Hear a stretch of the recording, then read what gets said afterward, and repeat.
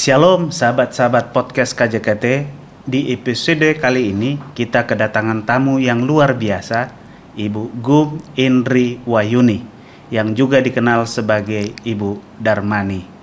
Beliau punya kisah hidup yang sangat menarik. Lahir dari keluarga Muslim, kemudian dibaptis menjadi Kristen Advent, dan sampai hari ini aktif melayani di berbagai bidang pelayanan gereja. Kita akan langsung mengobrol dengan santai kepada ibu ini mengenai perjalanan hidup beliau. Ibu Gum Indri Wahyuni lahir di keluarga Muslim. Boleh cerita sedikit, Bu, tentang masa kecil ibu dan bagaimana akhirnya ibu bisa mengenal Tuhan Yesus? Baik, selamat malam. Shalom terlebih dahulu. Shalom. Terima kasih kepada Pendeta Tambunan. Saya sebenarnya orang yang biasa-biasa saja, tapi saya juga kaget, waktu diundang ini ya.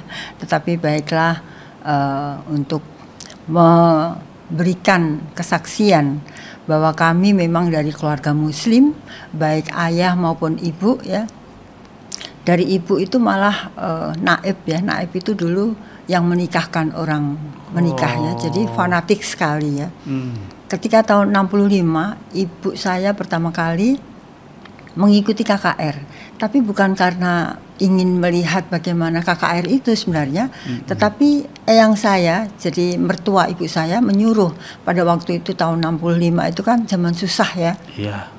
Kemudian coba datang ke sana, ada pembagian bulgur, ada pembagian minyak begitu ya, yang dari Amerika. Kemudian datanglah ibu saya ke KKR itu. Kebetulan saya masih kecil waktu itu. Saya kemana-mana kalau ibu saya pergi saya pasti diajak. Kemudian ibu saya mulai tertarik itu dengan KKR itu. Akhirnya pada tahun 65 itu ibu dibaptis. Dari situlah keluarga kami agak-agak dikucilkan sedikit ya dengan keluarga yang lain ya, karena bayangkan dari Muslim yang fanatik, kemudian ibu saya nyempal sendiri dari jadi satu keluarga itu ibu saya yang Advent. Kemudian ya kami hijrah ke Surabaya tahun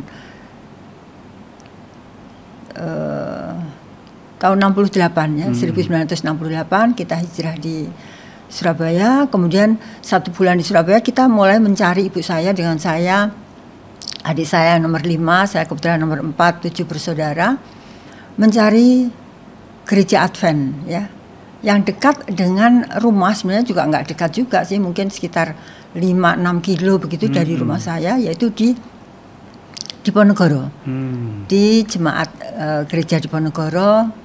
Kemudian rumah saya itu ada di Bratajaya, jadi agak jauh ya. Pada saat itu belum ada kendaraan apa-apa, kita hanya punya sepeda. Kemudian kita naik bemo, turun dari situ ke Tertek Bungkuk, mencarilah gereja itu. Akhirnya ketemu. Dari situ awal mula ibu saya aktif di gereja. Kemudian saya sebagai anak, karena sering kali diajak, saya berdua dengan adik saya pada waktu itu. Jadi kebetulan nggak tahu itu adalah mungkin juga sudah panggilan ya, panggilan, karena dari 7 bersaudara hanya 2 yang mengikuti ibu. Bukan suatu kebetulan, tapi mungkin saya mengira bahwa ini sudah kehendak Tuhan atau sudah dipanggil oleh Tuhan begitu ya. Begitu saya sekolah di keperawatan, begitu saya lulus angkatan ke-79, kemudian tetapi saya tidak sempat bekerja, hanya sebentar, kemudian sudah dilamar dengan yang namanya Pak Darmani. Kemudian kami menikah, kemudian Pak Darmani pun masih beragama Katolik pada saat itu. Jadi kami agak bersimpangan begitu ya dalam keluarga. Tetapi karena gigihnya ibu saya mengajari saya supaya saya setia kepada Tuhan, akhirnya lambat laun dengan perlakuan saya kepada suami, anak-anak, akhirnya tahun 1994 suami saya dibaptis ya. Amin. Pada waktu itu ada pendeta misa ya. Tapi saya bersama adik saya dan ayah saya sudah tahun 82 kita dibaptis ya. Itu pun dengan perjuangan ya untuk memenangkan jiwa bapak saya pada saat itu. Jadi ibu saya memang ibu yang setia. Jadi kalau melihat dari backgroundnya ayah saya pun ayah saya adalah pejuang ya angkatan, jadi agak-agak keras juga kepada kami. Tetapi saya dengan ibu saya dan adik saya, terutama saya yang sudah agak besar, saya yakin bahwa ini adalah jalan terbaik, begitu. Itulah awal kisah bagaimana saya memperjuangkan iman saya untuk menjadi umat Kristen Advent ya. Jadi kami yakin dan percaya. Perjalanan hidup dan keluarga yang berkesan, Bu ya. Jadi saya mendengar tadi Ibu bahwa orang tua ya atau ibu yang pertama kali dibaptis. Lalu tahun 82 Ibu bersama ayah dan adik juga menerima baptisan. Setelah menikah, Ibu masih tetap setia di dalam iman, menjalankan prinsip-prinsip yang Ibu dapatkan dari agama Advent, sehingga lewat kesabaran, lewat keluarga, pelayanan yang Ibu berikan sebagai istri, bahkan motivasi, sehingga suami juga akhirnya menerima Tuhan di dalam kebenarannya. Sekarang Ibu sudah menikah dan punya 3 orang anak dan semuanya sudah beragama Advent. Menurut Ibu lah, apa arti keluarga dalam perjalanan iman sampai hari ini yang bisa Ibu bagikan? Ya, memang agak sulit ya kadang-kadang untuk mengajarkan anak-anak ketika anak-anak ini masih kecil ya. Jadi kami sering ajak ke gereja. Saya punya anak cewek 3 semua cewek gitu ya. Jadi puji Tuhan kalau cewek itu lebih tidak begitu susah ya untuk diatur begitu. Kebetulan anak-anak saya memang anak-anak yang manis. Jadi ketika anak-anak sudah besar, pada saat anak-anak sekolah di SMP negeri, SMA-nya negeri, jadi agak susah untuk minta libur ya untuk pada hari Sabat. Ya. Jadi kalau anak-anak saya pas liburan begitu baru saya ajak ke gereja. Kecuali pada saat kecil-kecil malah mereka rajin untuk ke gereja. Amin. Tapi pada saat mereka sudah SMP, sudah SMA, itu pada saat liburan saja untuk ke gereja. Kalau hari-hari libur begitu ya, pas dia liburan. Kemudian tahun anak-anak, tapi puji Tuhan semuanya sudah dibaptis pada saat anak-anak sudah SMA ya. Jadi anak yang pertama dibaptis pun sudah SMA kelas 3 pada saat itu Pendeta Budi Solikin ya. Kemudian yang nomor 2 juga sudah SMA, sudah kelas 3 SMA 2 pada saat itu.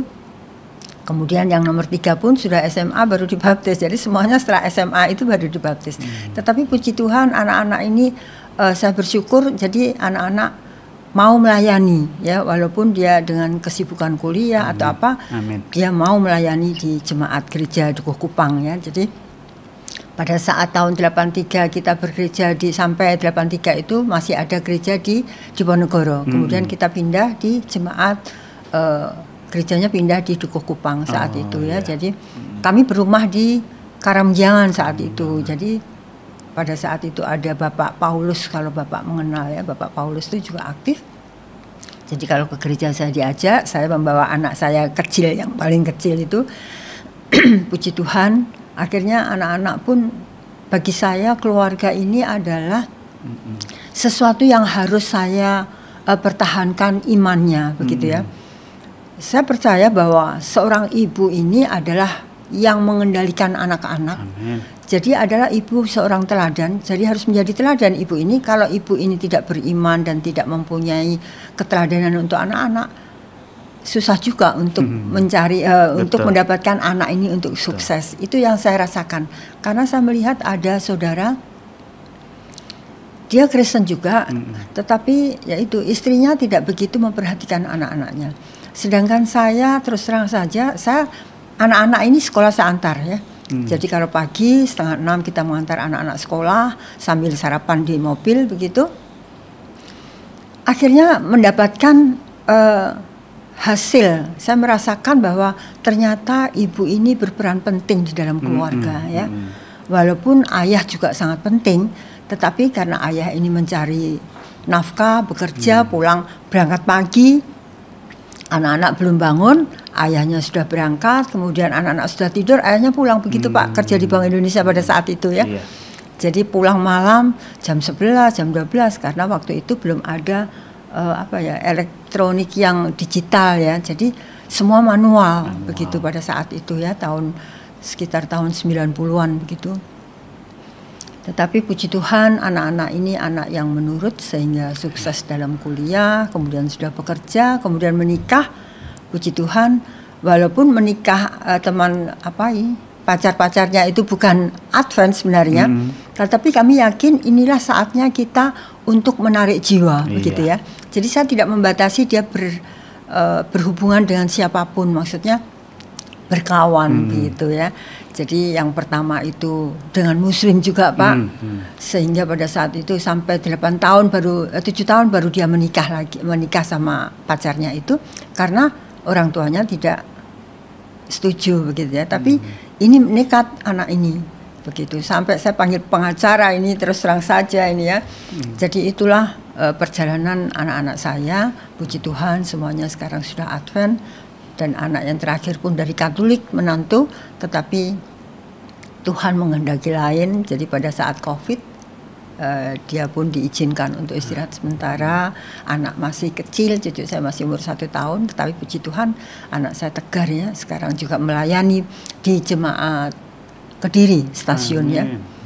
Walaupun dia bukan majelis, tapi Pendeta Hendrik seringkali untuk dia mengambil bagian di sana untuk khotbah Rabu, Sabat begitu. Kalau di jemaat kecil itu seperti itu Pak. Jadi kami bersyukur anak-anak mau melayani, dan juga cucu-cucu saya ini ya. Itu yang terpenting sekarang, cucu yang harus saya pertahankan ini ya, karena sekarang ini zamannya zaman susah juga, digital, anak-anak pengaruh gadget gitu ya, gadget.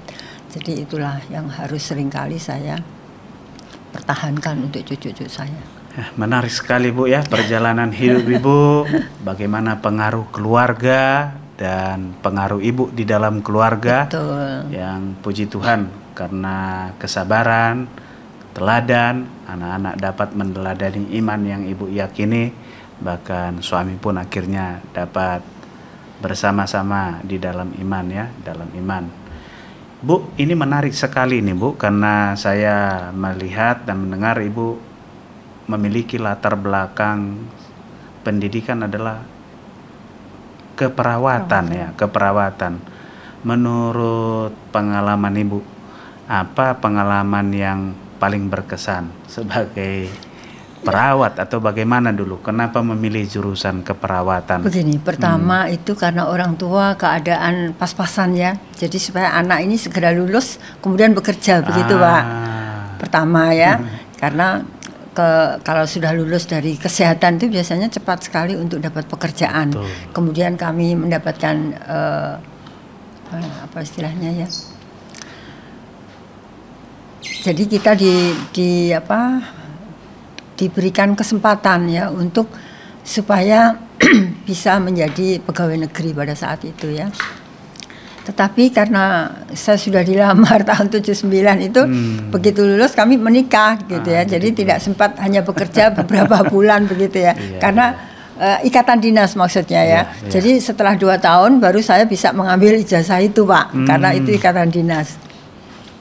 Tetapi walaupun demikian saya mempunyai kesan ketika saya di perawat itu, yang saya berkesan sekali ketika saya merawat orang ya. Jadi itulah pelayanan kami juga. Saya pikir walaupun saya belum giat di gereja pada saat itu, tetapi inilah pelayanan kemanusiaan gitu ya. Amin, amin. Dan kemudian di Dr. Stomo itu ada Ibu siapa ya namanya, lupa saya, Elizabeth atau siapa itu, Ibu Elis itu Panjaitan ya. Beliau dinas di kulit, di ruangan kulit. Ya itulah beliau seringkali juga kita meminta nasihat kepada beliau ya. Karena pada saat itu saya masih belum begitu giat di gereja ya. Tetapi itulah yang membuat saya untuk walaupun saya tidak giat di gereja pada saat itu, karena kalau keperawatan itu kan dinasnya pagi, siang, malam gitu ya. Jadi tidak ada waktu untuk Sabtu pun kadang-kadang kita masuk begitu Pak. Oke Bu, lalu sesudah menikah artinya pekerjaan untuk ASN atau pegawai negeri di keperawatan tertunda ya, jadi merawat suami dan merawat keluarga. Tetapi saya mendengar Ibu juga aktif di organisasi tempat suami bekerja. Mungkin ada sedikit yang Ibu mau ceritakan. Dari awal mula saya di organisasi itu, saya itu suka menyanyi, Pak. Kemudian ada festival pada saat itu di kantor suami, saya mengikuti festival lagu keroncong tahun 87, saya mendapatkan juara 1. Dari situ awal mula saya menjadi masuk kepengurusan di PPB ya, namanya Persatuan Istri Pegawai Bank Indonesia. Jadi itulah awal mula saya ditarik untuk menjadi sekretaris pengurus ya, kemudian terakhir saya menjadi sekretaris, kemudian suami pensiun begitu ya. Tetapi itulah awal mula saya mempunyai bakat di situ, baik untuk MC, untuk pembawa acara begitu ya. Pada saat masih muda itu, jadi seringkali kalau ada acara-acara saya sering membawakan suatu acara ya. Dan saya dikursuskan ketika itu tahun 2004. Saya dikursuskan untuk Master of Ceremony. Ya. Kalau Bapak mengenal Pak Aldi pada saat itu dari Global, dia adalah reporter sepak bola. Ya, Pak Aldi itulah yang mengajari kami, yang mengajarkan saat itu di Polda, Pak, di Polda Ayani sana. Jadi saya bersama rekan-rekan dari pemerintahan itu, yang bukan saya aja, jadi dari pemerintahan, dari Polda. Semua ada di situ begitu ya. Kami belajar dengan tekun. Akhirnya itulah ilmu yang saya bagikan, saya dapat itu harus saya bagikan kepada PPB itu gitu. Jadi saya juga memberikan apa yang sudah kami terima dari acara itu begitu ya. Jadi memang Ibu di dalam kehidupan sehari-hari pun pada waktu ikut organisasi memang sudah banyak terlibat ya di bidang kemanusiaan, pelayanan. Bahkan kesibukan inilah yang menuntun Ibu masih tetap melayani ya, melayani sampai saat ini. Sejak tahun 2006 Ibu mulai terjun di pelayanan. Ini pelayanan gereja, waktu itu sebagai majelis, lalu diangkat menjadi pemimpin BWA, menjadi bendahara, menjadi diakones, bahkan sempat menjadi ketua jemaat. Apa yang mendorong Ibu mau untuk melayani? Padahal mungkin lihat kegiatan Ibu sehari-hari pun sudah sibuk ya, dan mungkin mendatangkan cuan. Tetapi kalau di gereja kan mungkin hanya ucapan terima kasih dan harta kita tumpuk di sorga. Mungkin ada tantangan Ibu selama melayani di gereja. Lewat pengalaman itu, apa tantangan terbesar yang Ibu telah alami, dan apa juga sukacita agar para sahabat podcast ini bisa mendengar, apalagi orang-orang muda yang sedang melayani, mungkin mengalami tantangan, tetapi kan tidak melulu tantangan. Apalah tantangan yang terbesar Ibu alami melalui pelayanan Ibu di gereja, dan apa sukacita yang Ibu rasakan? Mungkin bisa Ibu bagikan. Iya. Pertama memang kami tahun 2026 ya, ketika Pendeta Jerry Warren almarhum, beliau tahu kesibukan saya di kantor ya, di kantor suami kerja. Saya seringkali memanggil para pendeta untuk acara persekutuan doa. Jadi kami ini memang selain kegiat di organisasi yang lain, kami juga mengadakan kegiatan persekutuan doa, Pak. Jadi banyak pendeta-pendeta yang kami panggil, termasuk Pendeta Melki, Pendeta Sembiring, Pendeta Sugeng ya pada saat itu, kemudian Pak Pendeta Jerry Warren, Pendeta John Simbolon, banyak sekali pendeta yang kami undang pada saat itu. Karena saya memperkenalkan juga bahwa ini loh Advent gitu ya. Jadi saya bangga kalau ada pendeta-pendeta saya dapat melayani di persekutuan doa itu. Betul. Karena saya melihat kalau ada yang persekutuan doa yang lain, ada pendeta juga yang lain, saya juga harus membawa pendeta saya begitu ya. Jadi saya seringkali membawa pendeta-pendeta dari kami, dari kita, dari Advent itu pertama. Kemudian sukacita saya itu bahwa saya dapat melayani baik di organisasi maupun di gereja. Saya bisa membagi waktu, Pak. Jadi terutama juga kepada keluarga ya. Jadi saya kalau ada acara kegiatan gereja, kebetulan misalnya saya jadi bendahara, itu pun saya tengah malam dapat menghitung uang yang ada, Pak, persembahannya. Dan itu pun kalau tengah malam saya karena dulu bukan digital ya, Pak. Kalau sekarang kan bisa digital, bisa digampang di ini ya. Kalau dulu kan menulis satu persatu, Pak. Manual ya. Jadi kalau ada anggota 70, saya manual 70 nulis, kemudian melaporkan ya. Pada saat itu pendeta Peter ya. Pendeta Peter. Kemudian setiap bulan saya harus mengantarkan persembahan itu. Itulah sukacita saya dapat melayani. Ya, melayani melalui baik BWA, diakonis maupun bendahara. Dan terakhir menjadi ketua. Puji Tuhan saat COVID itu ya, ketua itu, jadi melayaninya juga kadang-kadang melawat ibu-ibu yang sudah sepuh ini ya, terutama yang dekat-dekat dengan saya rumahnya. Ada Ibu Samiono, ada Bapak Tiongpi yang ada di sana, di Manuan. Itulah tugas saya sebagai ketua. Kemudian terutama kalau ada yang meninggal, Pak. Betul. Mau tidak mau saya harus datang, walaupun sesibuk apapun begitu ya. Kebetulan terakhir ada yang meninggal karena COVID, jadi yang melayani saya pendeta Victor dan juga ketua 2 ya. Jadi ada ketua itu 2. Saya yang muda adalah dari Jakarta, sekarang pindah Jakarta, Ngajo, kemudian saya. Itulah sukacita saya dapat melayani mereka-mereka yang sedang berduka begitu ya. Jadi setidaknya pada saat COVID saya bisa melayani tidak terhalang oleh karena COVID. Kami yakin dan percaya bahwa Tuhan akan melindungi saya. Jadi pada saat ada yang meninggal karena COVID, saya pun pakai baju double, Pak. Jadi sampai rumah saya lepas, kemudian sudah disemprot sama anak-anak, begitu ya. Setelah selesai, tapi puji Tuhan, yang muda-muda malah saat itu begitu sore telepon, badan meriang, begitu ya, termasuk pendeta Kus, badan meriang, sakit. Aduh, saya puji Tuhan, kebetulan tidak apa-apa. Inilah saya merasakan bahwa Tuhan itu bukan hanya memakai yang muda, tetapi lansia pun Tuhan pakai untuk alat ya.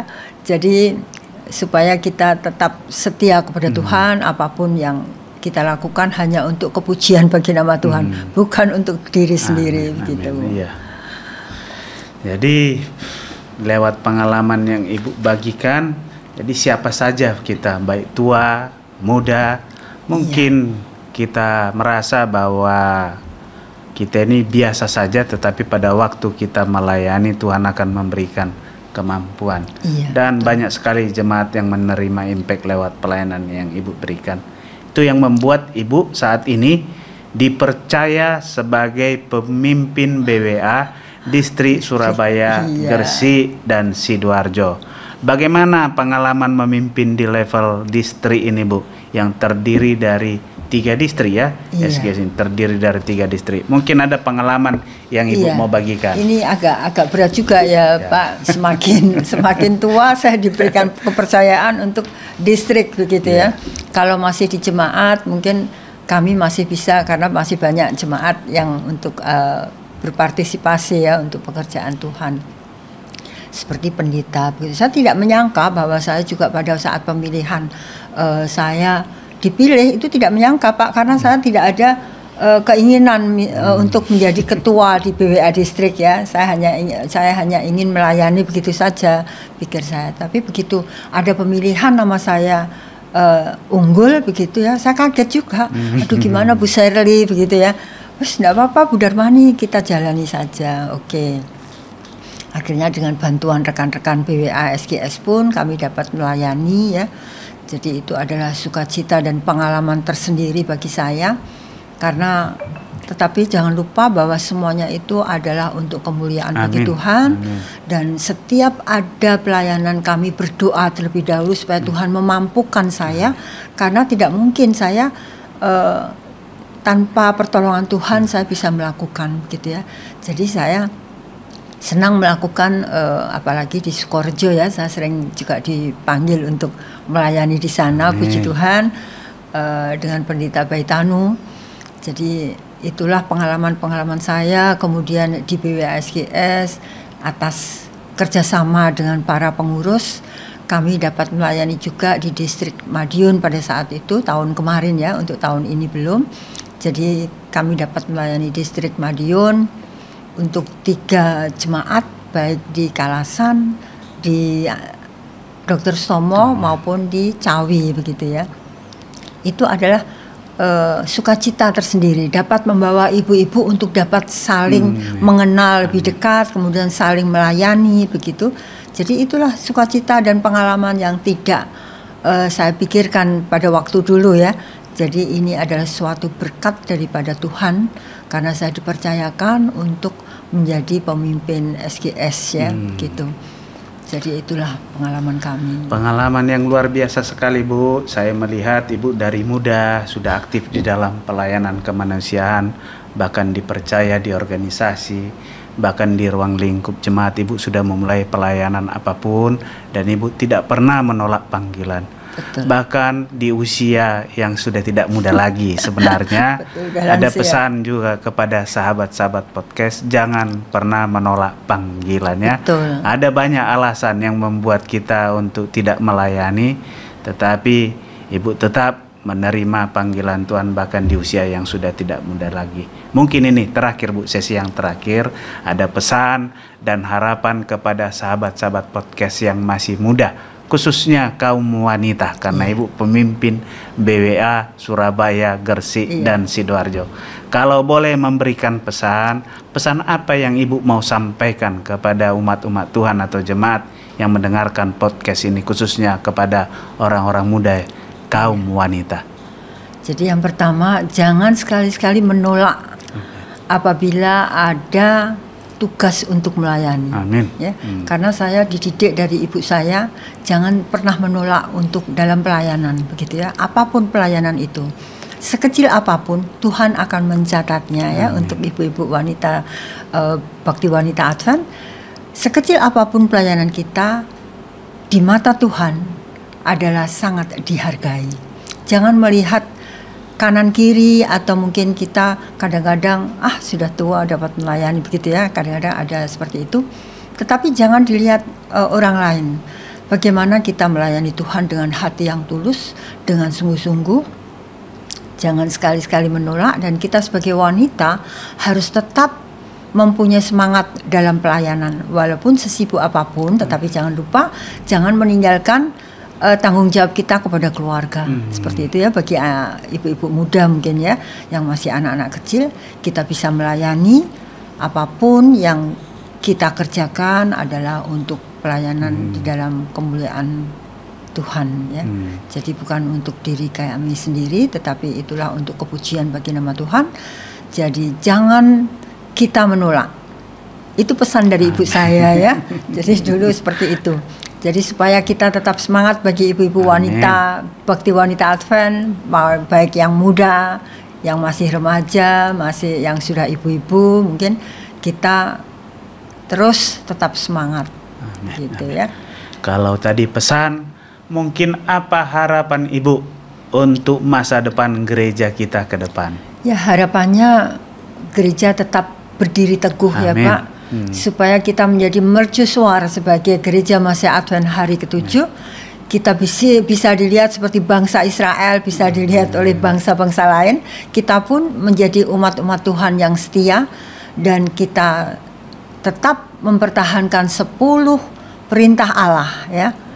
10 perintah Allah itulah yang menjadi mercusuar kita, supaya kita menjadi menjadi orang yang tetap dipandang oleh bangsa-bangsa lain bahwa kita adalah pejuang untuk kebenaran daripada Yesus Kristus. Jadi jangan kita takut, bahwa kita yakin bahwa Tuhan akan selalu menolong kita seperti juga bangsa Israel pada saat itu.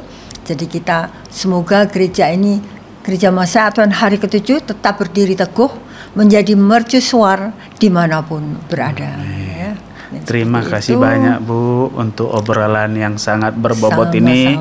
Terima kasih untuk pengalaman.